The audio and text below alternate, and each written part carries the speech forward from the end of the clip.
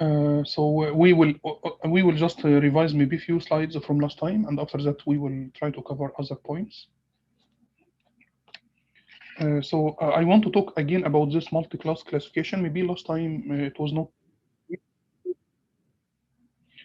So multi-class classification, in this multi-class classification, in fact, we can use a binary classifier for solving multi-class classifications. Multi-class classification, it means we have a problem where we have many classes. We don't have only two classes, for example, yes and no, but we have multi-classes, similar to iris dataset, for example. So for example, we have in sklearn, we have a function, very nice function. It's called the make plups dataset. And this function, it's a very nice function because we can use it for creating a dataset with some specification. And I mentioned last time that this is very important because sometimes you develop a new algorithm and you want to test this new algorithm, and then maybe you need to use one of those datasets so other people can try to check your algorithm. So we will use this function here, and we will use it for generating three classes. So we have class 0, green, class 1, red, and the class 2, blue. So we have three classes. This problem, if we will use a perceptron, for example, or logistic regression or whatever, we have two inputs, we have two features. So the model will look like this one.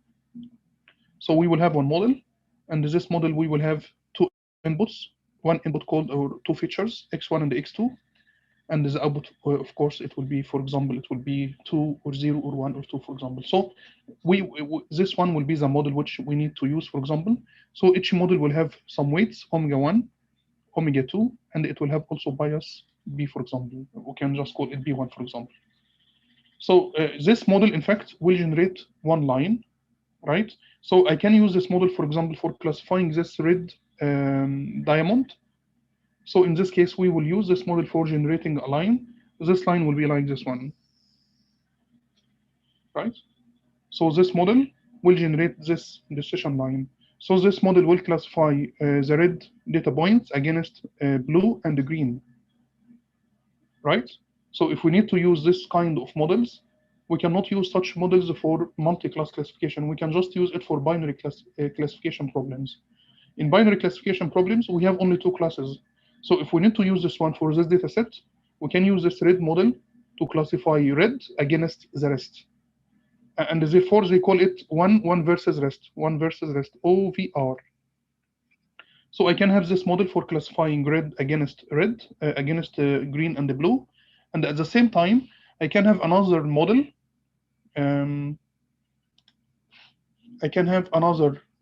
For example, similar one. It will be blue this time, so it will be like this one.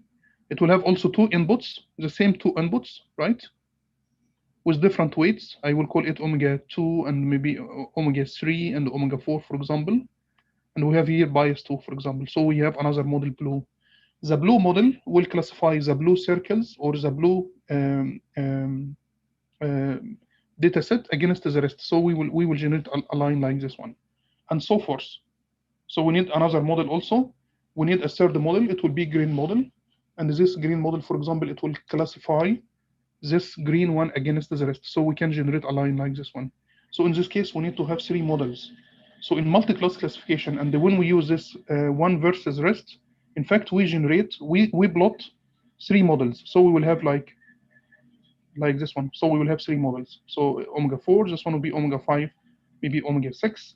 We will have here bias called 6. So in this case, we have three models. So if you want to use this binary classifier for solving multi-class classification, we need to have one model for each class. And this model will classify each class against the rest. And therefore, this technique, we call it one versus rest. So in this table, for example, those are the parameters of each model. So for class 0, we have omega 1 equal minus 0.38, omega 2 equal 0.63, bias equal minus 1.63. So this is model 1. This one, it's model 1, for example. This one, it's model 2. This one, it's for model 3. So, I mean, in this case, if we need to solve this multi-class classification using a linear classifier or binary classifier, we need to use this technique, which is called the one versus rest. And in this case, we will generate three models, one for each class. And each model will generate one decision line. and it's linear decision line. So if you want to write the equation, for example, of class 0, this one, for example, I mean this equation, for example.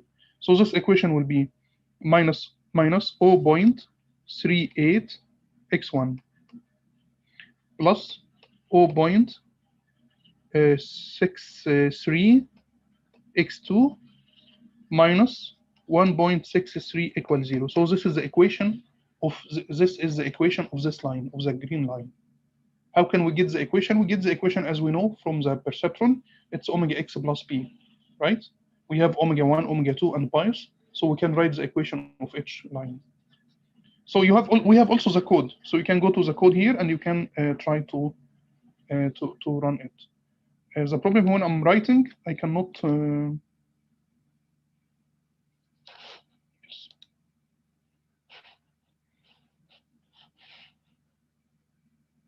Okay, so mouse select.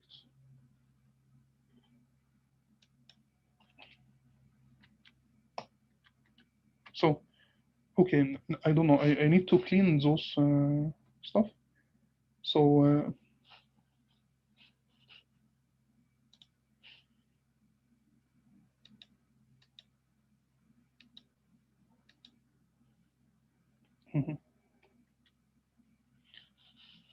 So I need to erase it. It's not working. Oh, it's not working.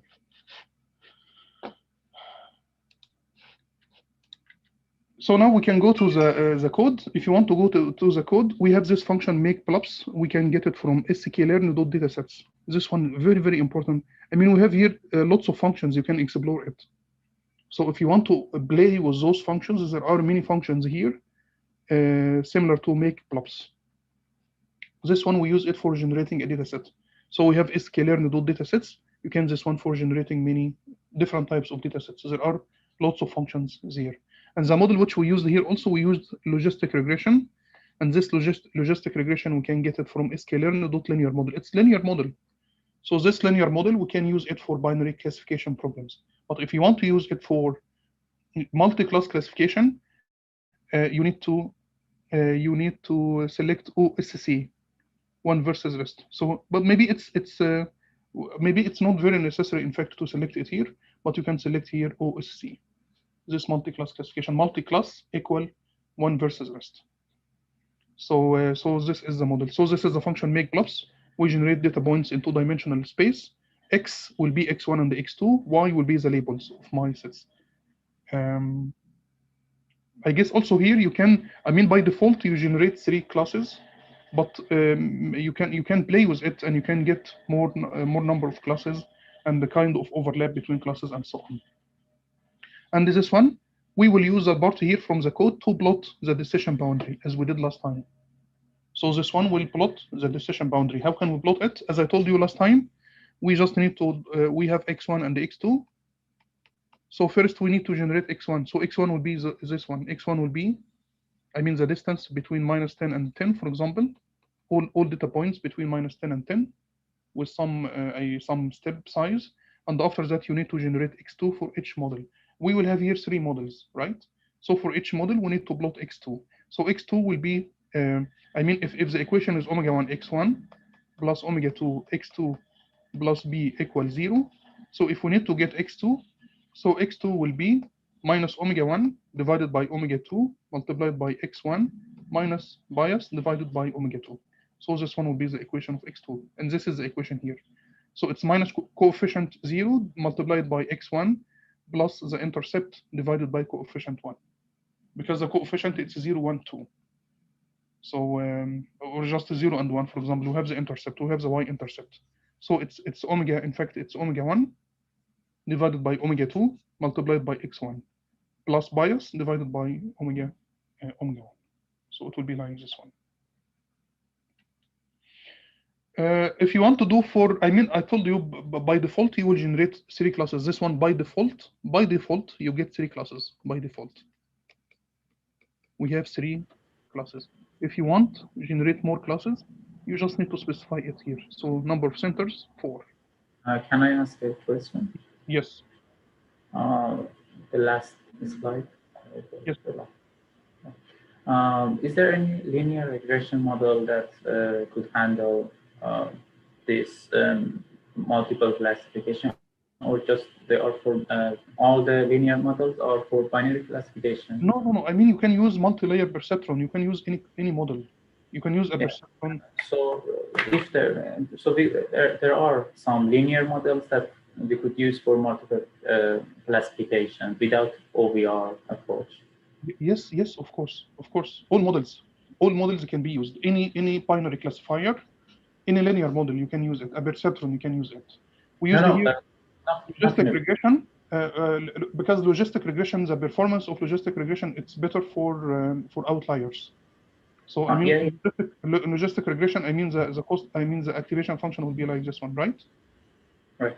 And the performance of this one is very good for when we have some outliers. So let me Mm. ask my question in another way. Um, when we want to multiple classification and to perform the multiple classification, the Mm. only approach is to perform the OVR, or are there any? No, any binary classifier, you can use it. You can use this OVR with it, so you There can are solve any. Yes, there are some multiple classifiers without any that we could yes, use them. yeah. This is correct. We can use multi-layer perceptron, right? So in multi-layer perceptron, we will have three outputs, one for each class. Right. So So you can select multi. You can just use this one like this one. This is output layer. We have three outputs, and in the hidden layer, maybe we can have five, for example, right? So it will be like this one. And for the inputs here, we have two inputs, x1 and x2, and it will solve it very nice way. But of course, it's non-linear. It's not linear classifier. and this is linear or non-linear? This one, Yes. no, it's non-linear because the activation function, right? So is there any linear model that we could use for multi? You can use perceptron. You can use logistic regression. You can use. I have also today maybe some other. It's a stochastic. We have another model. I don't know if it. You can use a perceptron, for example, right? There are lots of function support. I mean, support vector machine. You can use any model. You can use any model here from this scalar dot linear models. You can use any model. Just pick any model from here and just try it, right? Oh, thank So you. so there are many any type of models you can use it for solving multi-class classification using this one versus rest approach. Yes. So for this problem here, if you want to, for example, it's just for to state that it's possible to go to this function and try to select something different. So you can select, for example, 4 centers, right? And you can select also different standard deviation, cluster standard deviation to get some overlap. So sometimes when you have your problem to be more challenging, you need to get some overlap between those classes to make it more difficult, for example. So you can control this one from here, from this function. Here also I use the logistic regression.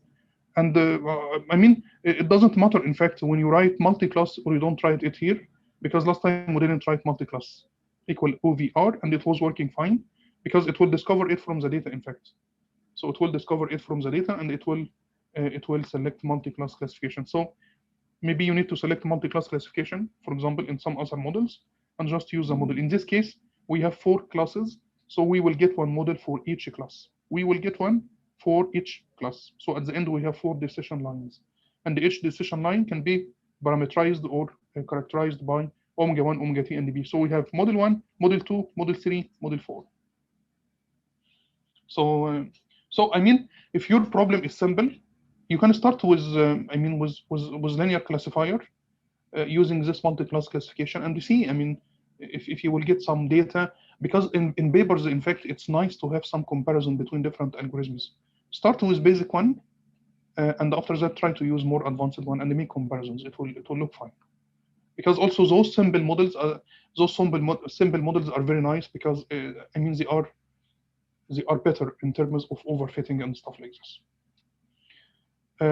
So at the end, we will have, for example, if you want to use the same technique, you need to use a perceptron for multi-class classification. We used a perceptron before with Iris, but we selected the first 2 classes. Do you remember? Iris dataset, we have 3 blocks or 3 classes. And last time, we just used the first two blocks, two classes for a perceptron. If you want to solve it using a perceptron, it's the same. You just need to write multi-class equal one versus rest, and in this case, we will get one model for each class. So this one will be class 1, class 2, class 3, one for Setosa, one for Versicolor, one for Virginica. How many inputs?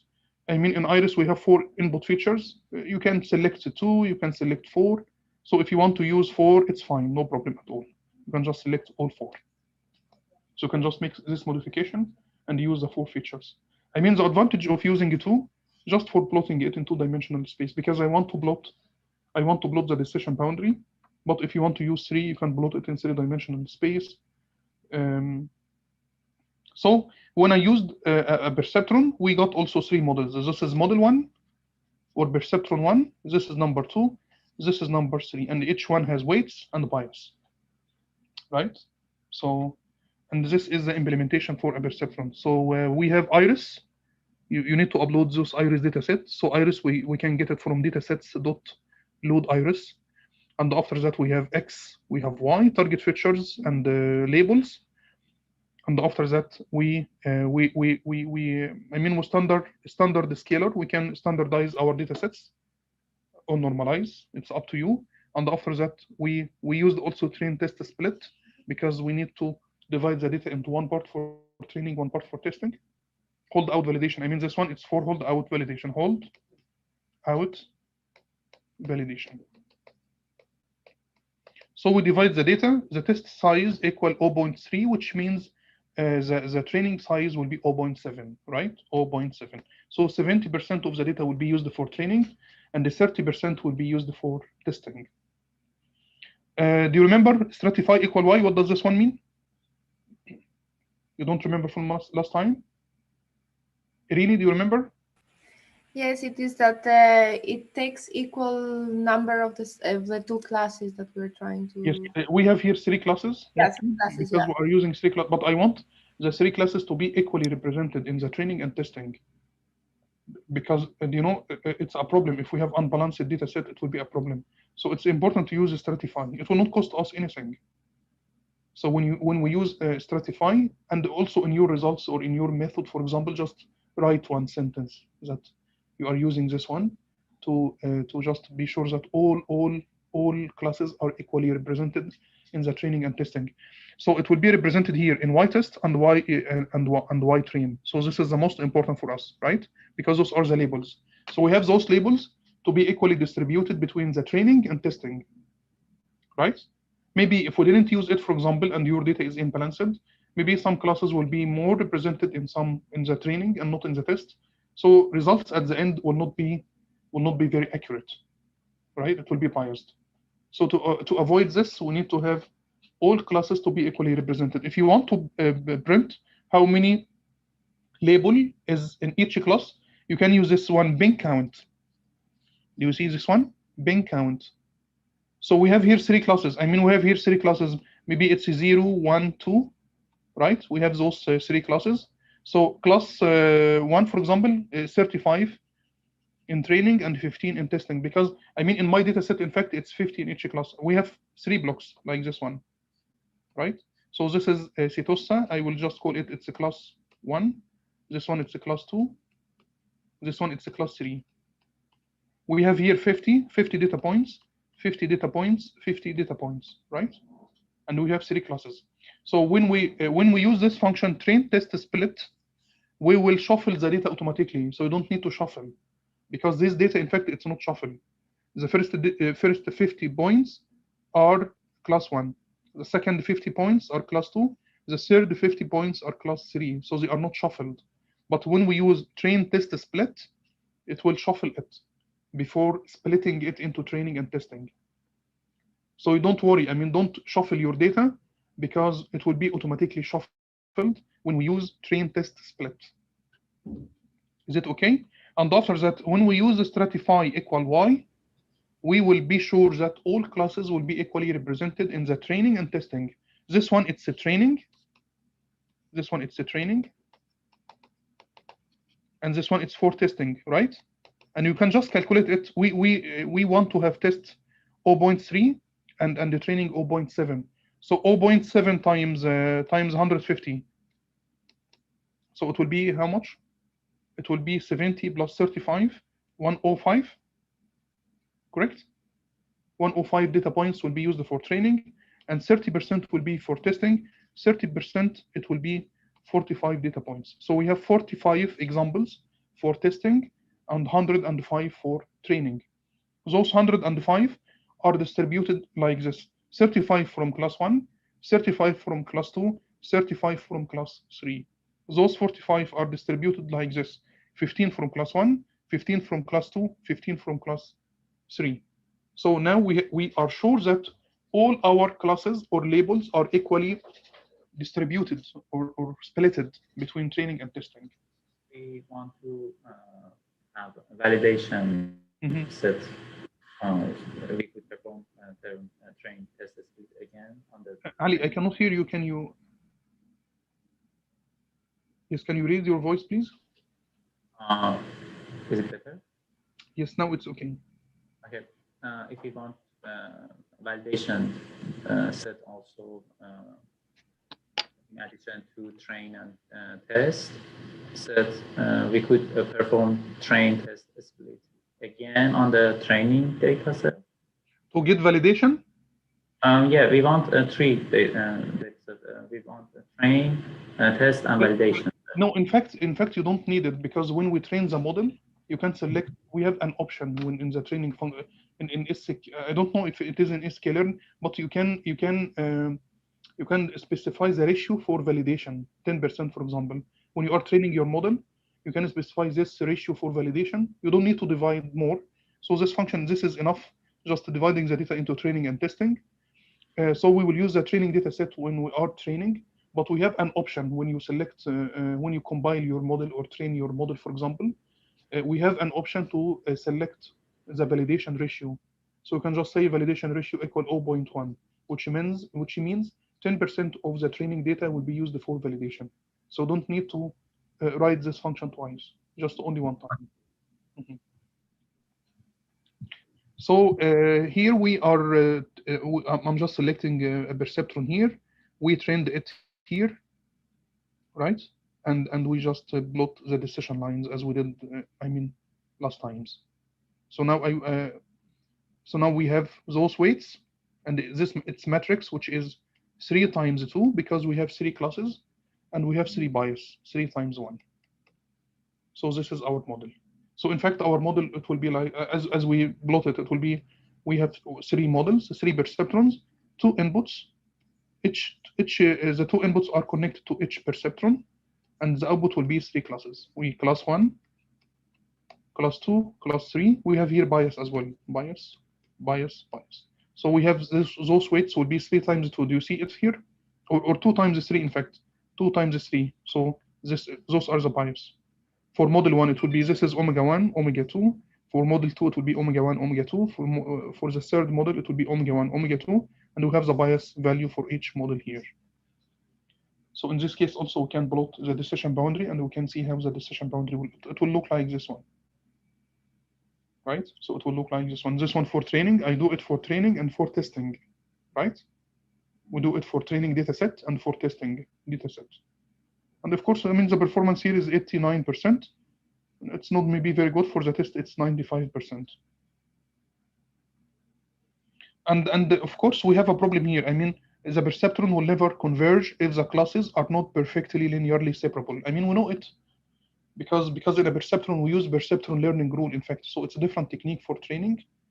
So in iris data sets, there will be always also at least one misclassified sample present in each epoch. So we have some misclassified data points here. Those ones are misclassified, for example, in the training. We have here also some misclassified data points in the testing. So we have some little problems. Because we have two data sets. This one is okay, in fact, but we have a problem here. We have some overlap between 2 classes. So it's hard to find a straight line which can help us to solve this problem. Can I ask one thing? Yes. If we were to use this k-fold validation, where would we add this? k-fold cross validation. We have an example. Instead of the holdout. Yes, yes. I guess last time we had an example. I can go back to it. I mean, just in the code, where would we add that now we want k-fold instead of holdout? Yes.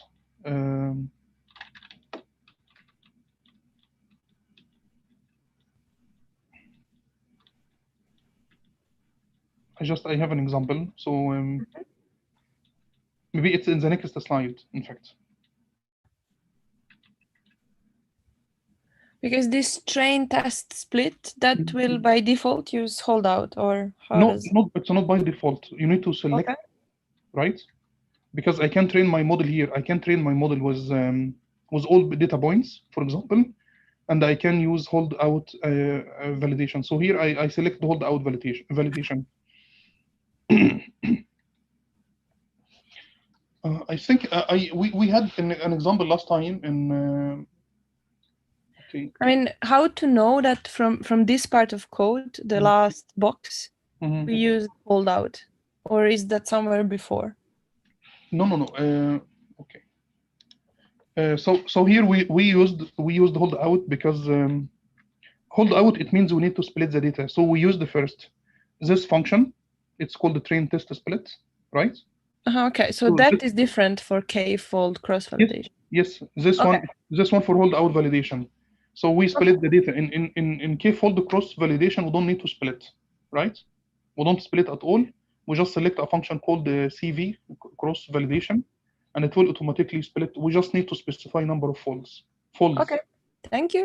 And the output will be score. I mean, if you can remember. So you need to define your model first. I mean, we need to define the model. So we have this model here. Where is the model? Maybe I don't have all code in that one, but you need to. We have this model. Do you see? We have a model here, right? So first I need to define my model, and I need to use a k-fold cross validation. It's called the CV something.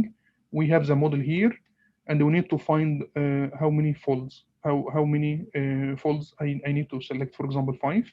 And the output here will be score, and the score will be the accuracy of each model. So for example, if you selected k equal 5, so you will get 5 accuracies here, right?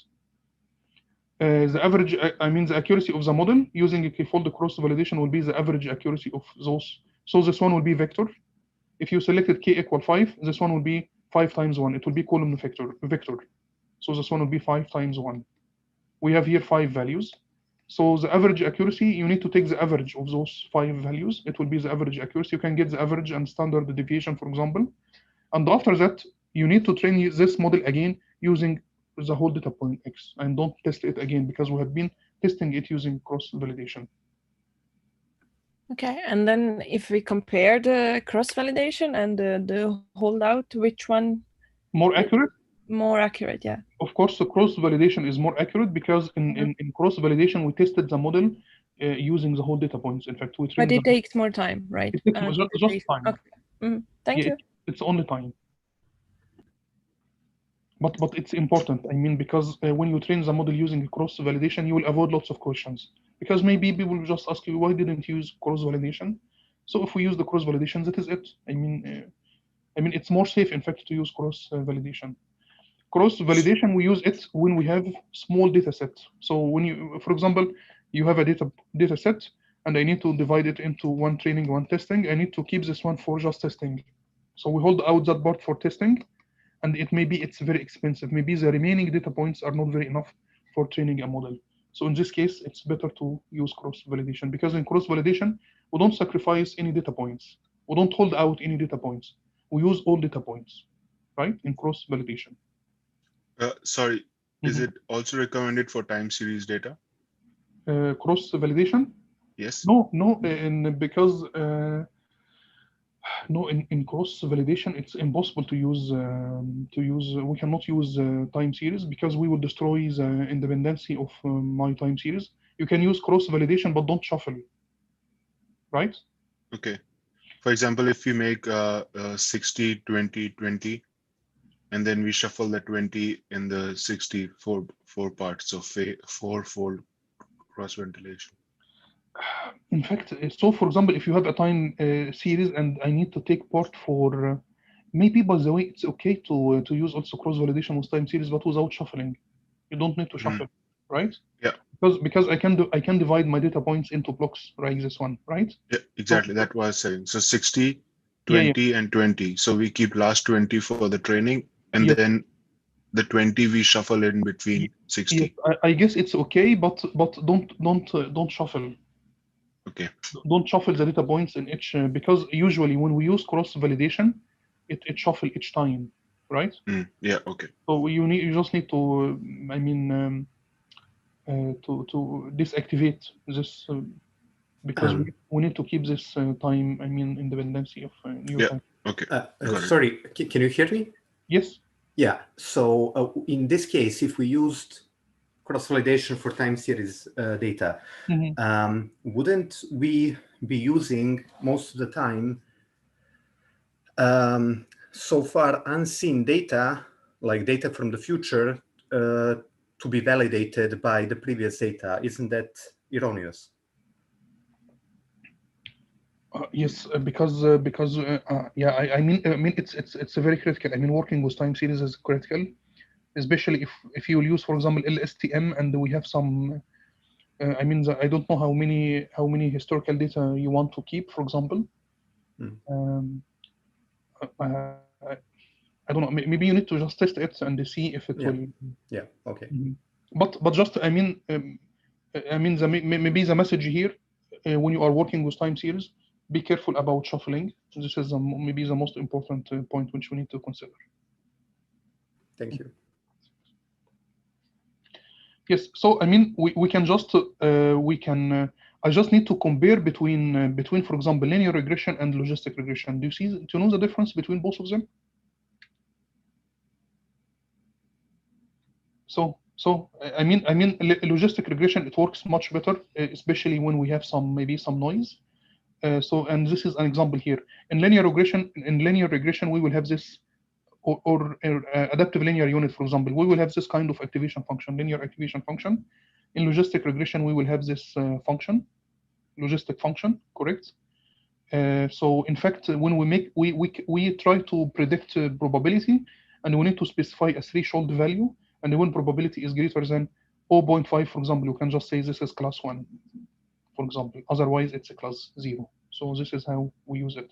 But working with this function, I mean, when we are working with linear, imagine that we have those data points, plot data points. Just forget about this one. When we have those data points, maybe we can fit a function like this one. If you have an outlier, so we will have a problem. I mean, this line will change into this one. So it will be totally different line. So in fact, it's very sensitive to outliers. But in case of logistic regression, the behavior here is much better. So if we can compare this one to logistic regression, maybe I have a data points, and I try to fit a model, and I have this model. If I got a data point here which is outlier, it's no problem. It will not change the shape of my function. It will stay the same.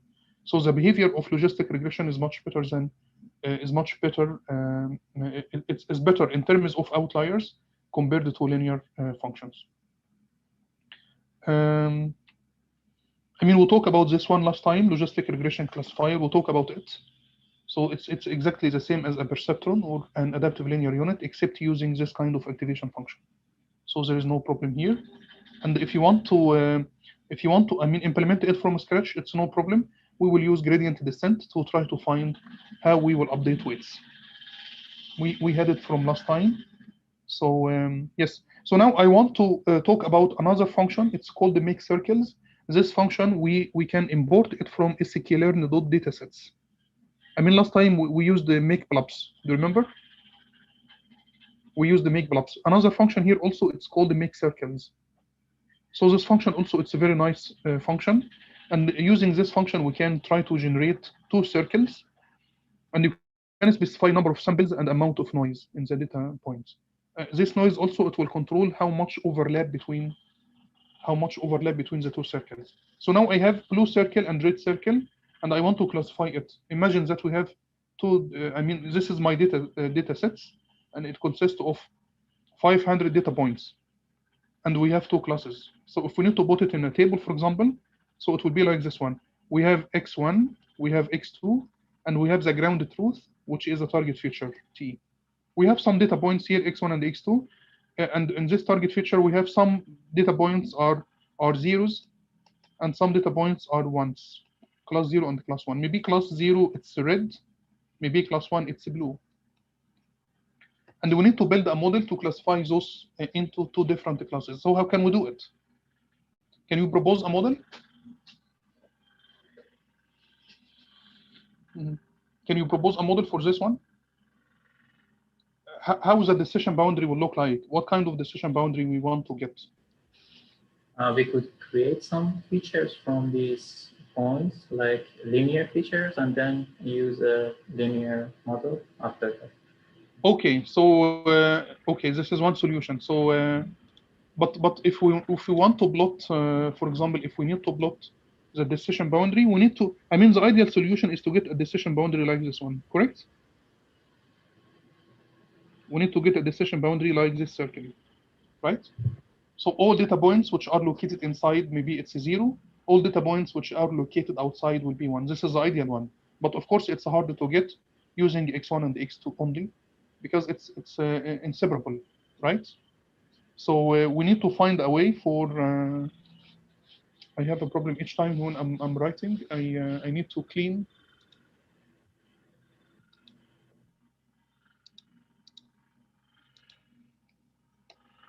Okay, so so we have 2 classes really. We have class 1 and the class 0. All blue points classified as 0. All red points classified as 1. And as you mentioned, Ali, we can generate adding a new dimension. If we can add a new dimension, maybe this dimension will help us to easily classify this problem. So, and this is a plot, but in 3-dimensional space. We have x1 and x2 and x3. We can plot this one in x1 and x2 and x3, but we need to generate x3, and you just, I mean, x3, you just do it by maybe trial and error or whatever. So for example, you can select x3 here as x1 squared plus x2 squared. So in this case, in fact, if you have this plot in 3-dimensional space, you will see that there is big distance here between the 2 classes, and it's possible to have a plane between those 2 classes, which can be used for classifying. So all data points which are above it, it will be classified as 0. All data points below it, it will be classified as 0. So now we will get this one. So just adding higher dimensional order feature here, a feature of higher order. So we just need we add a new dimension or a new feature to my data point of higher order. So we added x3, and where x3 equal x1 squared plus x2 squared. So how can we solve this problem now? Now it's simple. We can just use a perceptron, for example. So we will just use a perceptron with 3 inputs. The first one will be x1, the second one will be x2, the third one will be x1 squared plus x2 squared. And now his output will be just y or t, for example. So now we can solve this problem in this way. We will have here weights omega1, omega2, omega3, and b. And we can solve this problem. And the decision boundary will be this plane, right?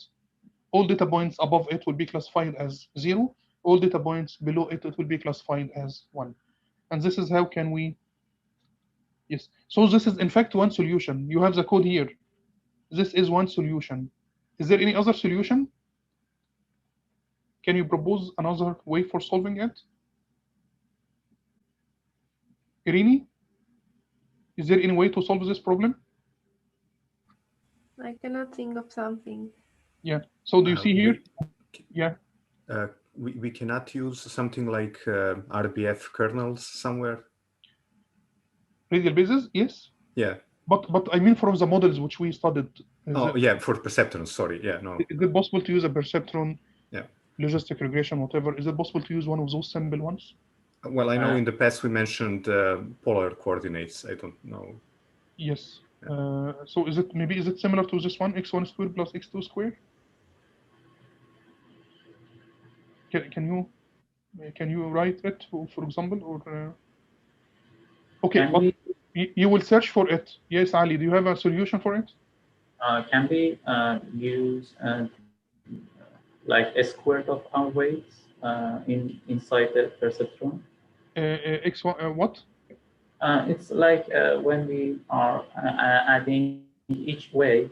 Wait, can you go to the next slide, please? Okay. Yeah, each omega here, we could use the squared, omega squared. This one is squared? Yeah. And this one is squared? And train the omega. Okay, so just omega 1 squared plus omega 2 squared, for example, right? Right.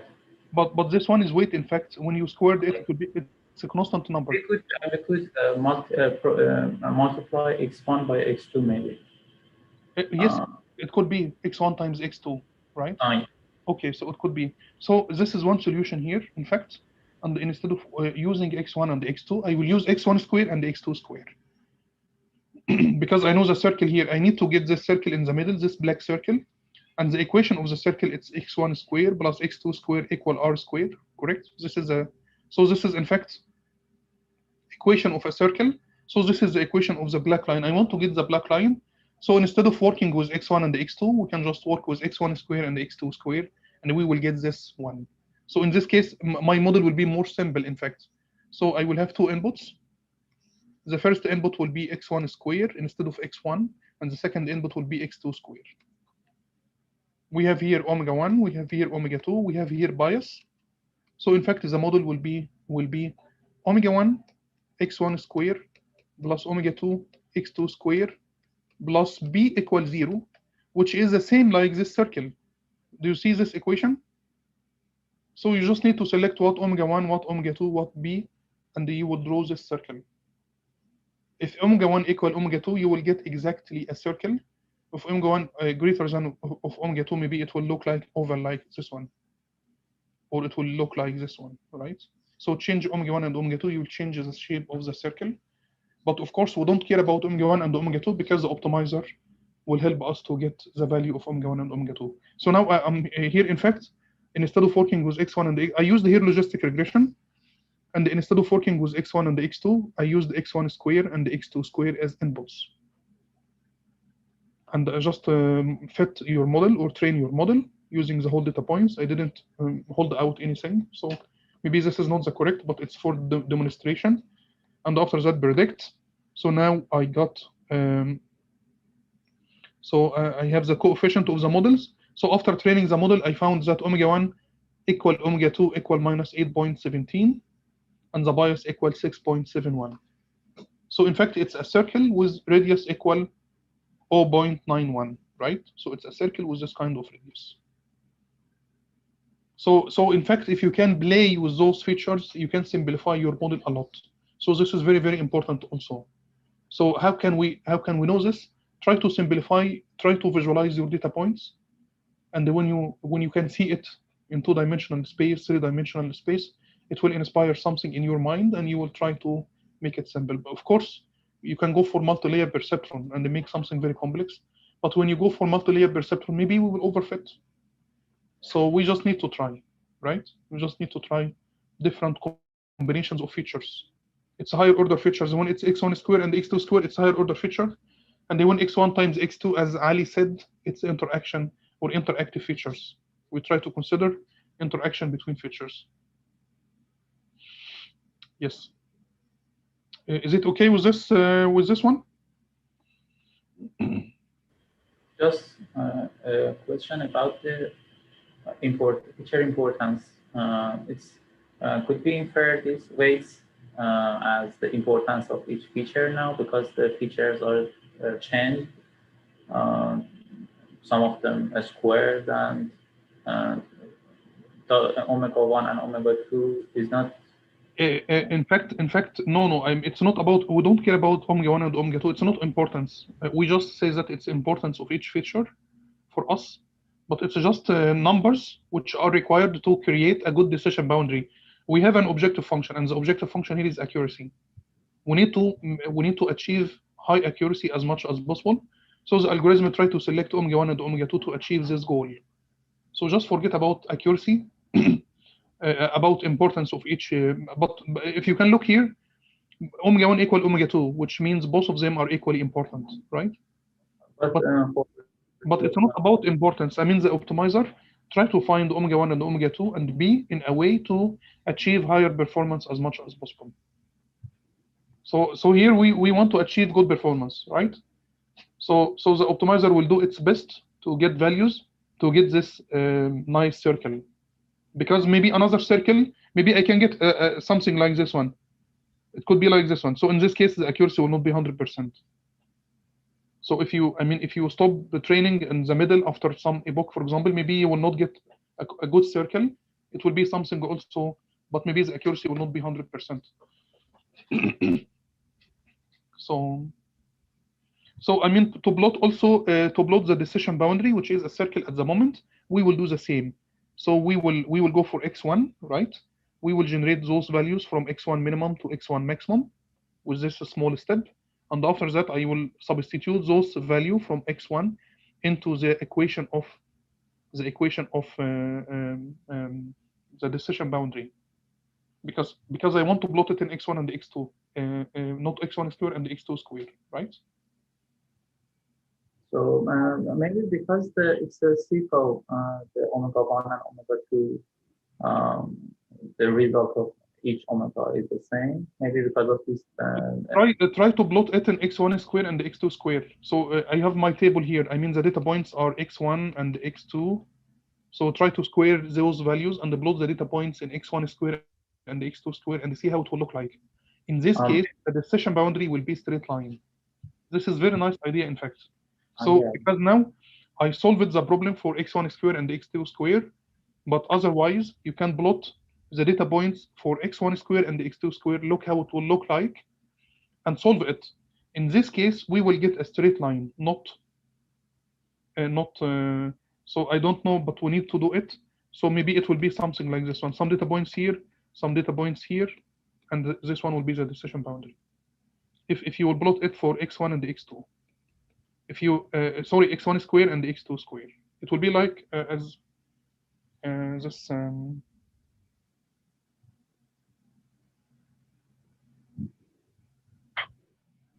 Yes, try to do it. I mean, maybe we can do it in the break, for example. You have the same problem here.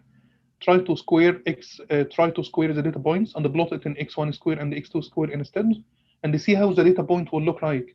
I am sure that it will be linearly separable, right? So when you plot the data points in x1 square and x2 square, it will be linearly separable. And in this case, we will get very, very simple model, and the decision boundary will be straight line, right? It's just to visualize the data points. And radius of the circle. The decision boundary is the radius of the. Yes, the decision boundary here would be circle, correct? Because we plot the data points in x1 and x2. And we used those values here. I mean, I have x1, and I plot it for a circle. In fact, so it's because I know the decision boundary here will be omega 1 x1 squared plus omega 2 x2 squared plus b. So I need to get first I will get x1 as we did here, and after that I will get x2 from this equation. So x2 square first. I need to get x2 square first. x2 square, it will be minus omega 1 divided by omega 2 multiplied by x1 square minus b divided by omega 2. And after that, I will take square root of x2, right? And plot x1 and x2 from this one. I call it xd or xd1 and xd2. You will plot it, so you will get this circle, right? But you can do it in another way. You can plot the data points for x1 square and x2 square and see how it will look like, and plot the decision boundary for omega 1 x1 plus omega 2 x2. In this time, it will be like this, or omega 1 x1 square and plus omega 2 x2 square plus b equals 0. You will plot the decision boundary. It will be straight line because we are plotting it in x1 square and x2 square. Thank you. So, but please, we maybe after the break we can try it in the break. Yeah. Yes. Maybe I want to go maybe quickly. Maybe should we? Do you want to take break for maybe 5 minutes or something? So we will take a break soon. So this is the code. I mean, we can just go to this code, and now I'm using logistic regression with iris example. Logistic regression with iris example. So I mean, just do it. I mean, it's multi-class classification. So I mean, we did that already. In fact, for the fall, I did it here for the 4 inputs, right? So we will get one model for each class. So we will have like 3 models also. Logistic regression. We have here 4 inputs. So we will connect all those 4 inputs to each model, and we will get. So we will have 3 models. Those are the weights: omega 1, omega 2, omega 3, omega 4 for the model 1. And the bias for model 1, and so on. So we have all those parameters if you want to plot it.